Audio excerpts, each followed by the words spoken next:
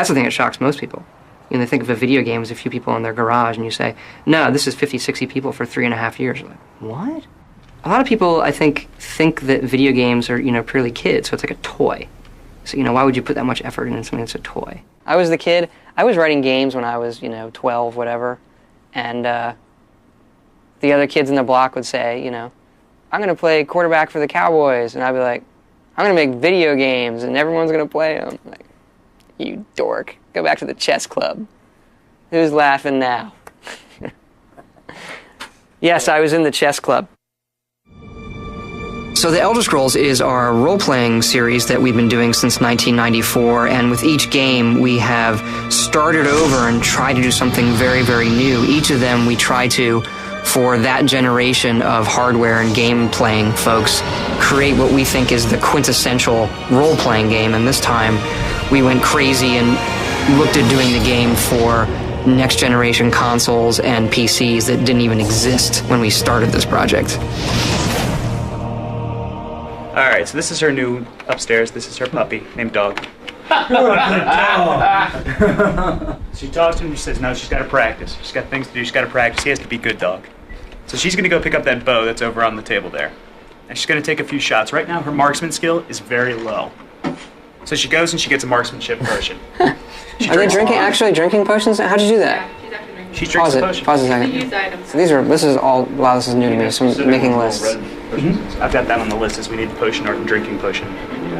That. Yeah, it's on there. Okay. All right, so she drinks that, which increases her marksmanship skill. Now she attacks. Dude, that is brilliant. So she goes and picks up this book over here and starts reading. Dog starts eating. His animations are going to be tweaked, and now he's got all sorts of energy. He's running around. He's running around like an idiot, and she's starting to get annoyed because she's trying to read. She's like, no, mommy's reading, and he goes, huh? Bam! Paralyzed, falls over. She goes back to reading while the dog twitches helplessly on the ground. All right, so now she says she's going to go get some sleep. The dog still wants food, though, so he follows her over to the bed. She says, you're a very bad puppy. You're a very bad puppy. And he goes, after kicking a bottle out of him. Awesome. And scene. I think the demo showed a lot of promise, and we just have to go through and polish a lot of small stuff. And you know, the final battle part definitely isn't quite there yet, but I mean, the game systems work.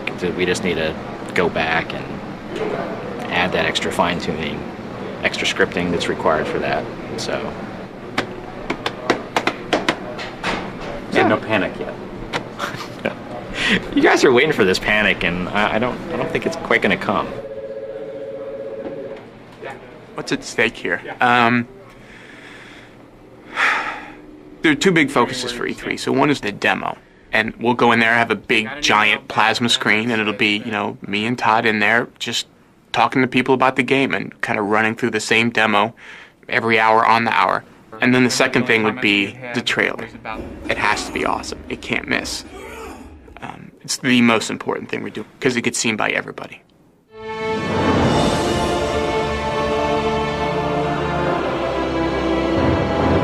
For 65 years, I have ruled this empire.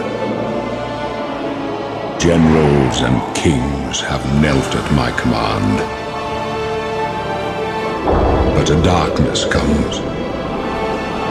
The blood tide rises. These are the closing days of the Third Era. Oblivion is a sword and sorcery epic role-playing game. You know, the things you see in Lord of the Rings or stuff like that. And at its heart, you know, it is this run through dungeons and kill things game. You have all these features and it's all kind of, there's so many things people get attached to, but at its heart, it's run through dungeons and kill creatures and take their stuff and buy bigger weapons and kill bigger creatures. And that's kind of layered in on top of this. Wow, look at these flowers. Can I pick that? You know, it's almost like two things sitting on top of each other. Here's the game, and then here's the virtual world.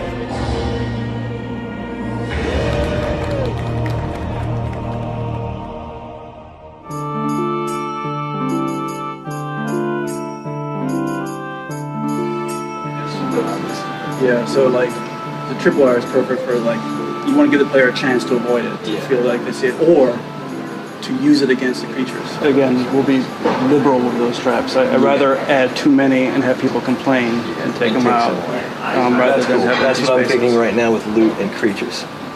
I'm trying to overwhelm it with lots of loot. So that you get more out of the dungeon, because everybody's been saying the argument, you get more in someone's basement than you do in in a quest. Well, I'm one of the world artists, but I specialize in the Oblivion plane art and the lower class.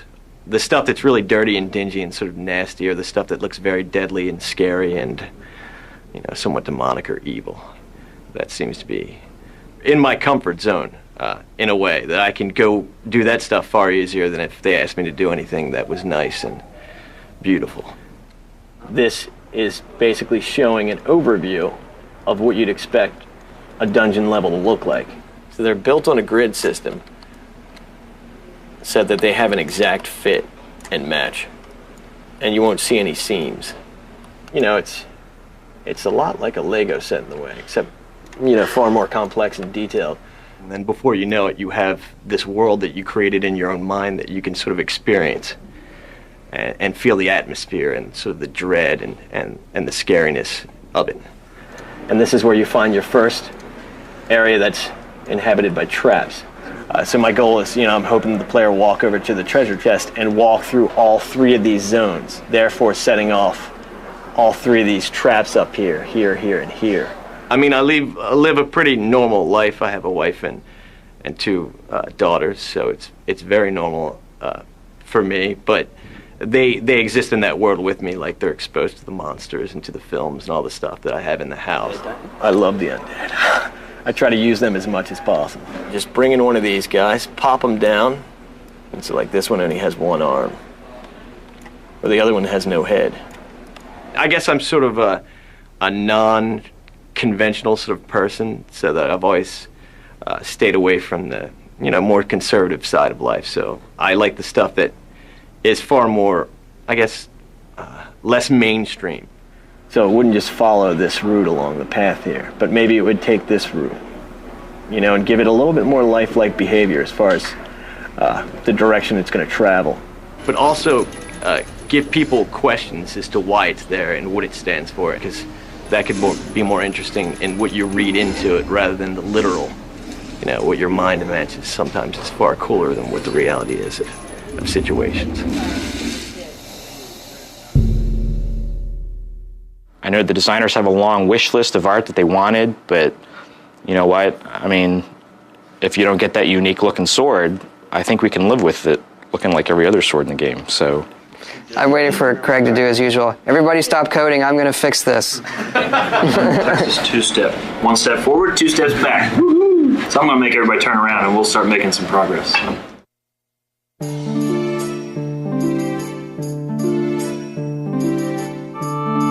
I think the big thing is the AI we have in the game. We designed this system, Radiant AI, that allows the people in the world to react really intelligently, and they sort of have their own goals, so they can look at their environment around them and decide how they want to accomplish them. Our NPCs exist no matter if you're there or not. They're doing what they're supposed to do. You can send a guy off to a dungeon to kill stuff, and you don't have to go with him. You go back to that dungeon, either he'll be dead or the things that he was supposed to kill will be dead. I mean, it will have happened whether you were there or not. Like this guy, I can basically go up to him and say hi to him, and he'll greet me. He'll chat with me. His aggression is like a 5. I'm going to give him a higher aggression. So now he really hates my guts. He tremendously hates my guts. So we're going to move over here, and he's immediately going to go combat with me. The guy behind him's a guard. So he committed a crime by attacking me. So the guard will attack him. These other guys are just trying to stay away. So eventually he figures out the guard is a much dangerous target than I am, because I haven't struck him once, so he'll fight the guard. But the good guard saved me, kept me from getting killed. One of the initial things we had was we turned it on so the guys could all do their stuff, and some guy went around town, some NPC you couldn't even see, went around town and bought all the armor. So when you went to the stores, there was nothing for you to buy. It's like a ship that's bringing all these water leaks, and we're constantly filling them up. Did you realize the player can easily steal a horse, ride it to this guy's place, leave it in his house, and steal all his money when the other guy goes out and tries to ride the horse, and hilarity ensues. When you have something that's powerful, it has a great capacity to be really cool or a great capacity to really make insanity. They're my actors, they're my children, they have to behave properly. When they're not acting right, everyone comes looking to me. So yeah, I talk to them and I have them set up and know what they do. And yeah, it's kind of odd.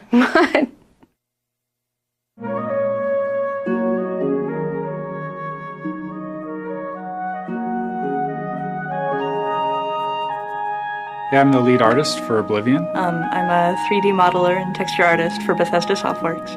I work mostly on environmental and city art. Yeah, I mean, I get a chance to really look at every aspect of the game artistically, but primarily I focus on the environments. Well, it originally starts out as me just thinking about things while I'm working. But later on, after I have, some good source images, I'll do a pencil sketch like this that's more defined and something that I can model from. Yeah, I think it's really hard to come up with an interesting idea for something that's evil. It's a lot harder than you think. A lot of times I think it looks really cool, but it's not necessarily scary. Actually, this is kind of the most fun part of the game sometimes, because you're still making up ideas. It might not get in the game, but it's, I don't know, you just get to make up crazy stuff, and it's cool, So we are in Shaden Hall. This is the overhead view in the Elder Scrolls construction set, which we used to build the game. This is where we put in all the houses, the trees, paint all the landscape textures on, everything like that. And then these are our little door markers over here. This indicates that this is a door you can go through. There are a few things that might not look like doors, but they are. Yeah, this well behind the abandoned house might be used for nefarious practices, or it could be a secret door. It's really fun because, we go everywhere to find source photographs. Like, we took a day trip to DC one weekend and we just took tons of pictures of buildings, trying to get the just the right, stone pattern and making sure that we photographed everything we possibly can, just in case. Well, I took the photos I took here, I ended up using for a lot of the Imperial City base stonework. Yeah, so it ends up, looking somewhat boring to you, but, we can take the edges of these stones here on the ground or all the little stains in there and use those and build a whole new wall in the game. Can't get over how much this looks like something in the game. It looks really nice. Even like just the top part of it over there. Actually, a hard thing to find generally is just finding nice patterns, just architectural details, just things that we can put into a building to give it some more decoration. A really good example is you can see the coffered ceiling, and I tried to build something just like that in the temple in the Imperial City. So I tried to recreate something very similar to that. It's actually the top of a dome, but I'm using it for the top of an altar instead. So once I add all these different layers into it, it's more like the final texture. We've been able to make this living, breathing city that's like actually there. It's like, man, I totally live here.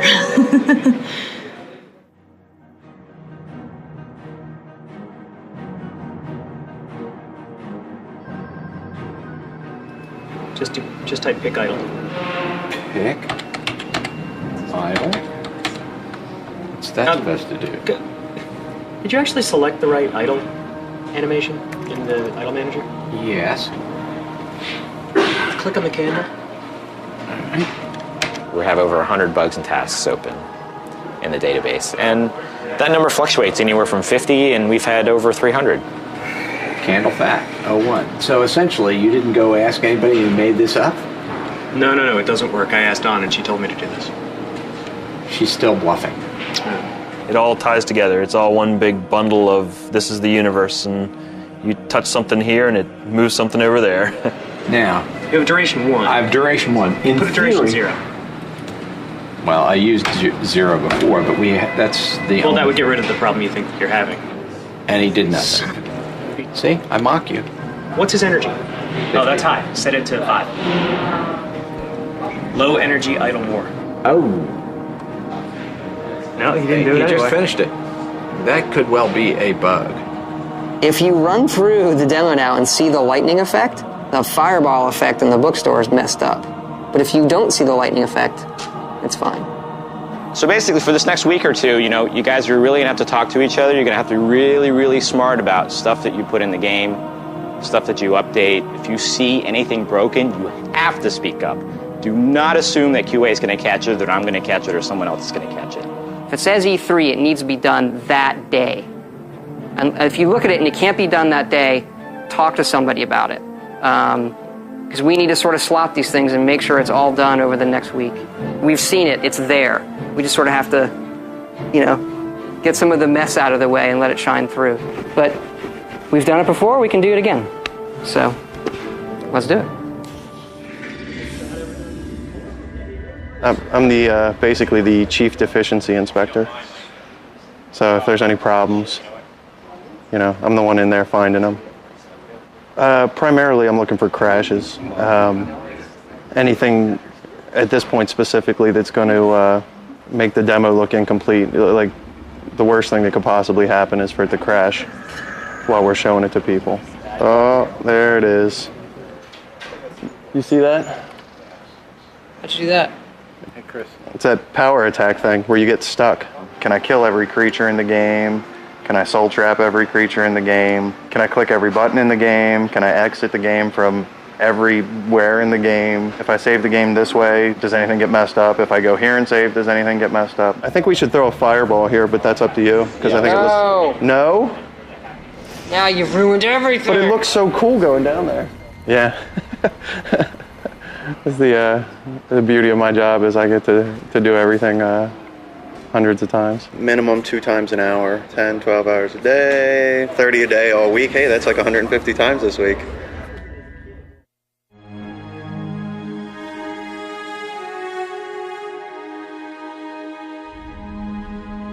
My name's Christiana Meister. I'm the lead character animator. I basically take care of all of the characters, creatures, and that sort of thing. My particular favorite is the horse, You study the skeleton and you know exactly how it should move. You go to biped, and then you just drag a box and create one. Okay, so that doesn't look anything like a horse. You have to then create the structure by scaling the bones, rotating them. It looks really crazy right now, but you start off with your base skin and try to match up your skeleton with that. Now you can see here what I've done is put movement throughout the entire leg, but that doesn't react with the rest of the body. So then what you need to do is make sure that the rest of the body reacts to that movement, because it does in real life. If you move her head, you see the hind end actually moves. Everything's connected. There's not one joint that you can just move independently, really. And here's a horse that I can get up and ride. I have to get with the character animator on this riding animation. It looks uncomfortable to me. There's always work to be done. Yeah, I'm always, watching her move, and it also helps to, when I ride, I can feel what's going on. So feeling is a good part of animating as well, because you think about your body position and everything else while you're riding. I don't know, people are not my forte, really.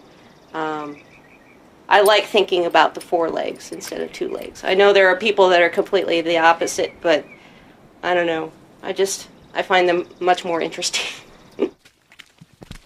Yeah, it's fun. With Oblivion, we were really fortunate to get some voice talent that people know to join us for the project, including Patrick Stewart, Linda Carter, Sean Bean, Terrence Stamp.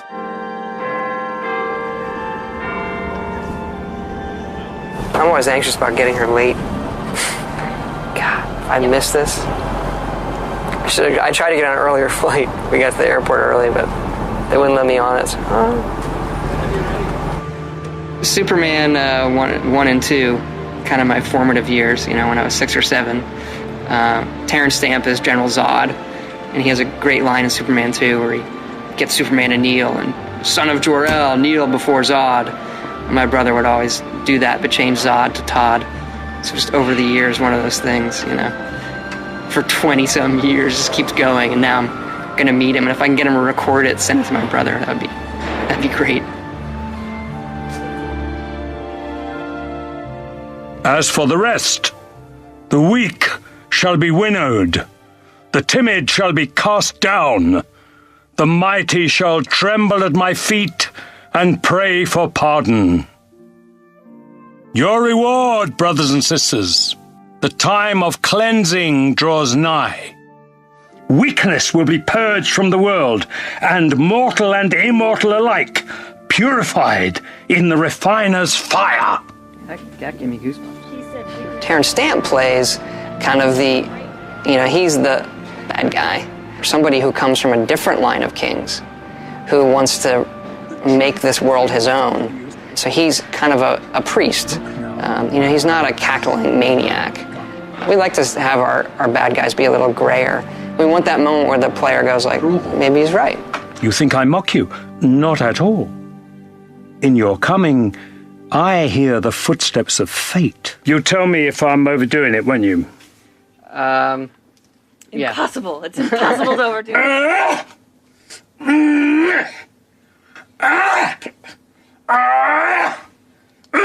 Yeah, it's kind of like he said while we were there, the character just came out of him. It's like a very serious voice. You know the guy at the other end of that is serious, But if a god can die, how does his heart survive? Good. When we wrote this role, I called them and I said, they're like, well, who do you want for this role? And they'd give me a list. And I said, no, I gotta have Terrence Stamp. Oh, like, how wonderful. I don't know if he's done a game. I said, yeah. He has, but I think he's... No, I mean, I wasn't unnerved, but when I got the FedEx last night with the script, and I looked at it and I thought, well, I just don't know. I hope there's somebody there to tell me where to go, because I just had I didn't know, like, the area of it. Like, I didn't know the area of performance, Right. So I look forward to, showing it to them and having them, I've never seen myself in that light. Just how well we can lip sync and put other characters on the screen. Kneel before Todd. You gotta put that in. Smile when you ask questions like Thanks, Terrence. Gentlemen, wonderful. So this is my pal Terrence Stamp. He's never done a video game before or any type of voiceover, and he was really, really excited to do it. He was really, really into it. He was literally like, when we were recording him, leaping around doing the combat stuff so much that they couldn't record him. He was moving away from the microphone, I've heard rumors about the With Linda, she played the Nord females in Morrowind, and she came back for Oblivion to do the Nord females again. I played the Nord women, the Nords, and they are, I guess, a Viking-like race, and the women are fantastic warriors and very self-confident. Her voice and who she is fits perfectly with that role. I'd stay inside the city walls if I were you. There's no telling what's going to come out of that gate. Of course, the next guy is my wife and I with Patrick Stewart, who's equally as good. Ken had written a bunch of notes for Patrick Stewart on the character, very, very long, referencing things Stewart had done before. I thought was embarrassingly long, actually. But I forwarded it on here, sent it to Patrick, and Patrick came in and said, I got the notes on the character, and I was sort of like, and he's like, never in my life doing any role have I gotten such detailed notes, and I loved it. I am really intrigued. This sounds really cool. You guys have given this a lot of thought. I can't wait to do it. You want to hear something really cool? What? You need to go over to Mark Lampert's office right now. Okay. Is Ken still here? I don't know. I've been waiting. I've been waiting. Just imagine the best it could be. It's even better than that. Yes. I think you want to come over to Mark Lampert's office right now. What is it, good? Where? It's in Mark's room, the sound room. On my way. I was born 87 years ago. For 65 years, I've ruled as Tamriel's emperor. But for all these years, I've never been the ruler of my own dreams. He was selling the product like, a reverend standing in front of his flock, which is exactly the tone I wanted. I mean, Patrick Stewart. This is the unedited stuff. Generals and kings have knelt at my command. That's such a cheesy line. That sounds good when he says it. Generals and Kings line? That's what I said every time I heard Make Our Camera saying this shit. It's like all the stuff that sounded so cheesy. These are the closing days of the third era. And the final hours of my life. I don't know, like, if we could have picked, there isn't another actor we could have picked who I'd be happier to write dialogue for. Like, seriously, like, I geeked out over Star Trek for years. You know, it was on while I was in college. We literally, all my friends, I would sit around, we'd watch Star Trek and drink beer and act like idiots. I don't have a picture of my wife in my wallet right now, but I've got Patrick Stewart in my wallet. So, there's no better actor as far as I'm concerned. Like, I get to say I wrote dialogue for Patrick Stewart. Yeah, I'm happy. Got your wallet? Yeah, I got it. This is not a lie. See, my wife will not be happy, but I have a Patrick Stewart picture in my wallet. Right there. So you guys know our demo machine melted last night? And the motherboard's dead? We're never really sure. Could have been a defective motherboard. We could have just been putting too much into it. We weren't overclocking it at all. So I checked out. We're sending it back to the manufacturer, Asus, and they're going to send us a new one. So right now we have the code changing, we have the data changing, and now our hardware is changing. So the triumvirate of things changing is bad. Better now than next week. Normally, it'll crash to the Windows desktop, and you just start it back up and play it again. Well, this crashed in such a way that they actually had to completely power off the machine and restart it. This happened several times throughout the day, and finally on that last one, it just didn't come back on. By the way, the end of the demo is completely different. For those of you who weren't here on Friday, we changed the ending. It's way more dramatic. Feed me, Lord. You have to do all the kids too. I think it looks cool when I block him. I mean, I think the end is the best part now. And before, for me, it was, the worst part. And now I think it's the best part. I don't know if that's the newness of it. But it's got good, epic fantasy demon stuff at the end, which I think the kids like.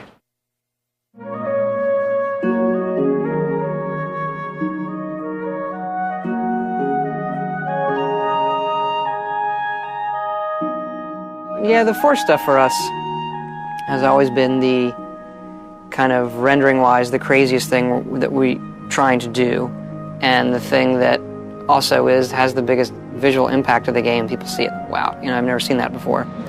Usually when building a scene like this, I start out by placing the rocks. I sort of look at the lay of the land, which is generated first, and then I try and pick out spots where a rock might naturally occur. I've got this big one here. So, I just take a big rock like this in, plop it down, sink it to an appropriate height, and then I'll go and add like little satellite rocks around it to try and create a feel that there's some natural erosion going on. Came out looking for source textures for some of the surfaces in the game. Specifically terrain textures and like pictures of the ground, things like that. It's really tough to find images like that online, for those purposes anyway. With a rock, a lot of the visual impact is going to boil down from the texturing, from the coloration in it, and then using like shader techniques to try and get the shine and sheen and the cragginess to it, like how the lighting splays across it. This color and texture is perfect for some of the textures that we were trying to recreate in the game. I mean, obviously the moss in general is mostly green, but there's lots of other little details here that really help make the textures more believable. There's lots of other little browns in here, lots of little highlights in the green, and just other little random bits of nature. I've always obsessed over natural foliage and just greenery in games in general. For some reason, I think that's really cool. It's just not something that you normally see, and I definitely think it's a fun environment in a game to play in.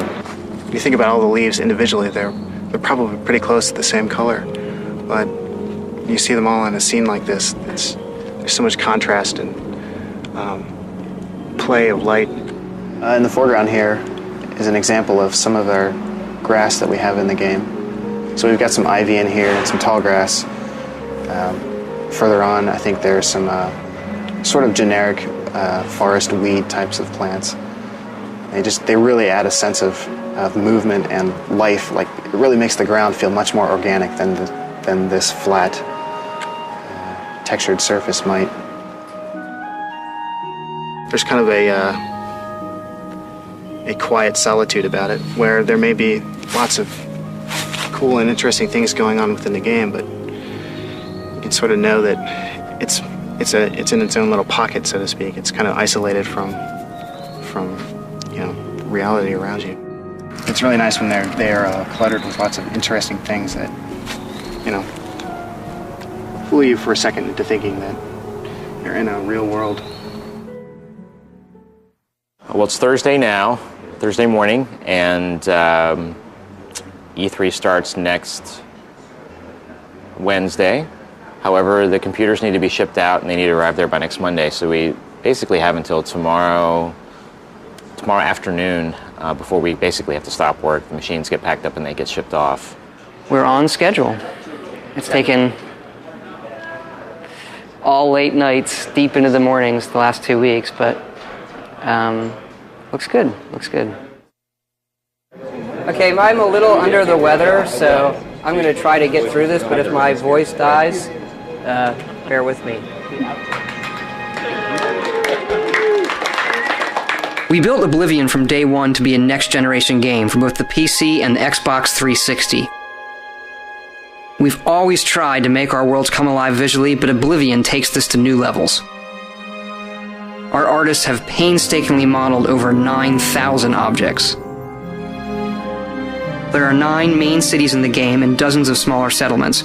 Over 1,000 NPCs live in Oblivion, all with their own schedules and jobs. Good morning!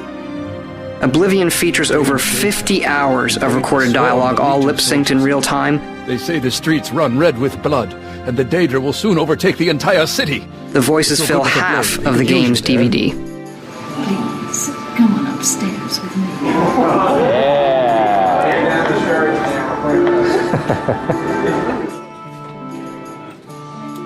I don't know what kind of titanium alloy packing stuff they've got, but whatever it is, I just hope it can take a push out of a plane at 30,000 feet. He did it!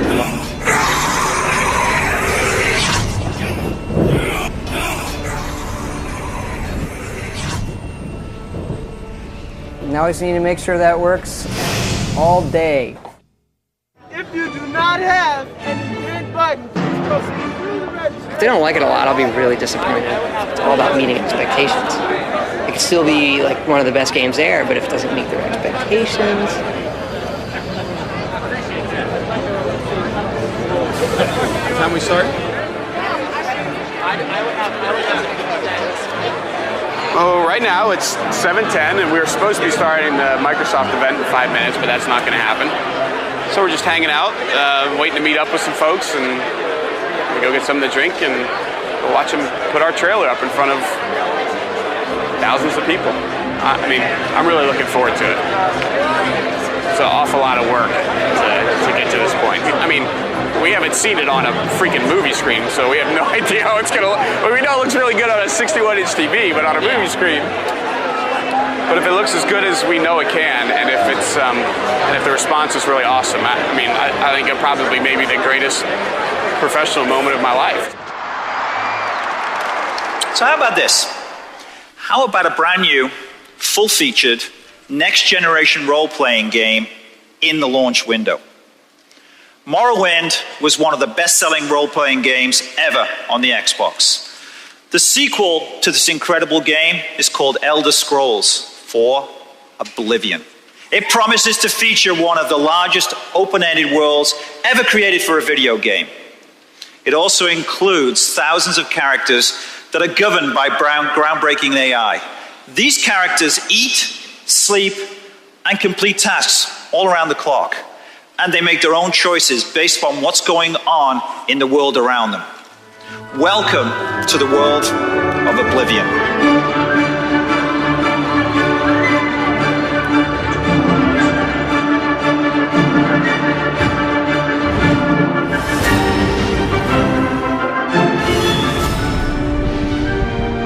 Hi, I'm Todd Howard of Bethesda Softworks, and welcome to our presentation of The Elder Scrolls IV Oblivion.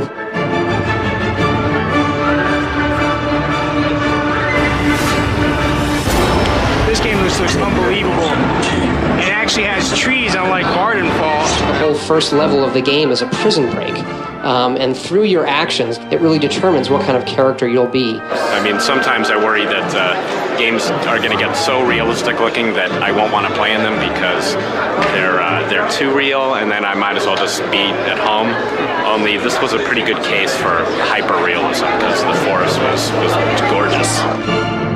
Unbelievable. It's easily the most impressive game that we've seen at E3. Yeah, it's like with the Radiant AI thing. Yeah. That's always one of my big issues with RPGs is the NPC characters are kind of boring. Like they're just there and you talk to them and they're kind of just like this clunky way of getting information. But it's so much more entertaining to watch like somebody flame their dog.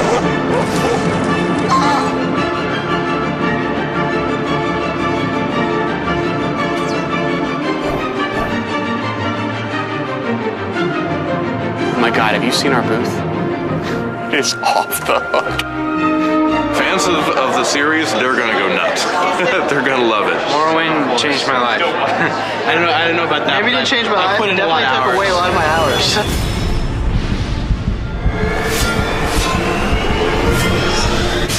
We look back at what people really liked about role-playing in the first place. The setting, the action, the heroism.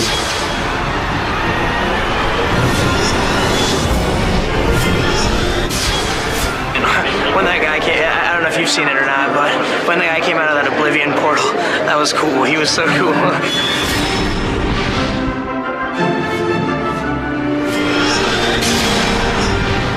They do have a very unique sort of little setup there, doing titles that take a long time, that have a distinct story, and they've really resonated with fans over the years. I totally love the storyline as it is, and like the way it develops, like just so good. And as you know, if it's an Elder Scrolls game, people are going to go buy it just because.